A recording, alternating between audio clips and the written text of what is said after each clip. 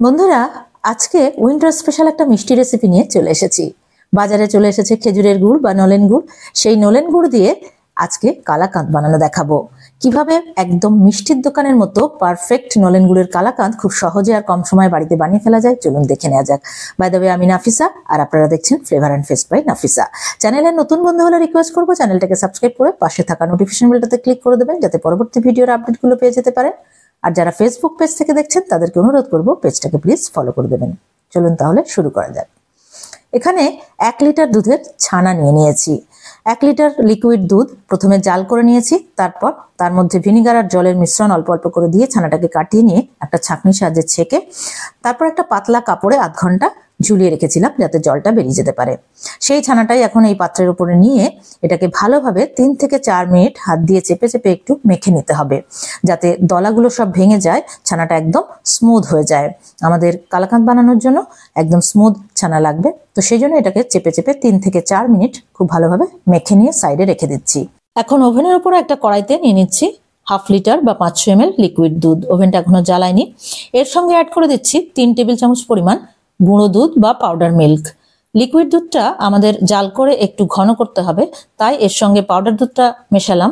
Powder দুধ মেশালে খুব তাড়াতাড়ি ঘন হয়ে যায়। তো দুধটা ভালোভাবে মিশিয়ে নিলাম পাউডার দুধটা লিকুইড দুধের সঙ্গে। এবার ওভেনটাকে জ্বালিয়ে দিয়েছি, দিয়ে 3 থেকে 4 মিনিট এটাকে মিডিয়াম ফ্লেমে কুক করে নেব, যাতে এটা একটু কমে যায়। তো এইভাবে নাড়াচাড়া করতে করতে 3 থেকে 4 মিনিট আমরা কুক করে নিচ্ছি। দেখুন, এটা কমে যখন অর্ধেক হয়ে আসবে, এটা প্রায় অর্ধেক হয়ে এসেছে, তো এই পর্যায়ে আমরা অ্যাড করে দিচ্ছি যে ছানাটা আমরা সাইডে রেখে দিয়েছিলাম, সেই ছানাটা দিয়ে এটাকে মিডিয়াম ফ্লেমে রেখে নাড়াচাড়া করতে করতে কুক করতে হবে আবারও 3 থেকে 4 মিনিট, যাতে ছানা আর এই দুধের মিশ্রণটা একসঙ্গে একটু ঘন হয়ে যায়। স্প্যাচুলা চালাতে চালাতে এইভাবে এটাকে কুক করে নিতে হবে 3 থেকে 4 মিনিট, যাতে এটা একটু ঘন হয়ে আসে। ঘন হয়ে আসার পর তারপর আমরা জ্যাগারি বা মিষ্টিটা অ্যাড করব।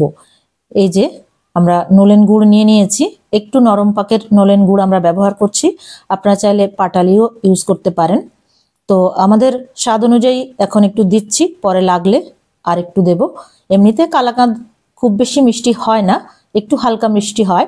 আপনারা নিজেদের স্বাদ অনুযায়ী মিষ্টিটা দিয়ে নেবেন। গুড়টা দিয়ে দুধের মিশ্রণের সঙ্গে খুব ভালোভাবে মিশিয়ে নিচ্ছি। দেখুন, খুব সুন্দর একটা কালার আসতে শুরু করেছে। মিষ্টি একটু কম মনে হলো, তো আরও 1 টেবিল চামচ পরিমাণ গুড় আমরা অ্যাড করলাম, করে আবারও ভালোভাবে মিক্স করে নেব। মিষ্টিটা দিলে একটু লিকুইড হয়ে যায় মিশ্রণটা, তো এখানেও আমাদের এই মিশ্রণটাও একটু লিকুইড হয়ে গেছে। হাতা দিয়ে চেপে চেপে ছানার দলাগুলো যতটা সম্ভব ভেঙে দিতে হবে, যাতে মিষ্টিটা স্মুথ তৈরি হয়। তো এইভাবে 3 থেকে 4 মিনিট আমরা কুক করে নিলাম। অনেকটাই ঘন হয়ে গেছে। এবার দিয়ে দিলাম 1 চা চামচ পরিমাণ এলাচ পাউডার। এলাচ পাউডারটা দেওয়ার পর আরও 1-2 মিনিট আমরা কুক করে নেব ফ্লেমটা মিডিয়ামে রেখে। তো দেখুন, আমাদের প্রায় রেডি হয়ে এসেছে মিশ্রণটা। এই যে, এবার গ্যাসের ফ্লেমটাকে অফ করে দিয়েছি, দিয়ে এটাকে সাইডে রেখে দিচ্ছি। এখন আমরা যে পাত্রে এটা সেট হতে দেব, সেই পাত্রে একটু ঘি ব্রাশ করে নিচ্ছি। ঘি ব্রাশ করলে বেশ সুন্দর একটা গন্ধও হবে। তো এইভাবে পাত্রটাতে ঘি ব্রাশ করে নিচ্ছি। নেয়ার পর আমরা যে মিশ্রণটা বানালাম, সেই মিশ্রণটা এর মধ্যে ঢেলে দেব। এই পাত্রেই আমরা কালাকাঁদটা সেট করব। তো সব মিশ্রণটা দিয়ে দিলাম। দেওয়ার পর একটা স্প্যাচুলা দিয়ে সারফেসটাকে এইভাবে সমান করে নিচ্ছি। এই মিষ্টিটা বানাতে এমন কিছু সময় বেশি লাগে না, আর এমন কিছু কঠিনও নয়। তো খুব সহজে এটা বানানো হয়ে যায়, খেতে দারুণ হয়।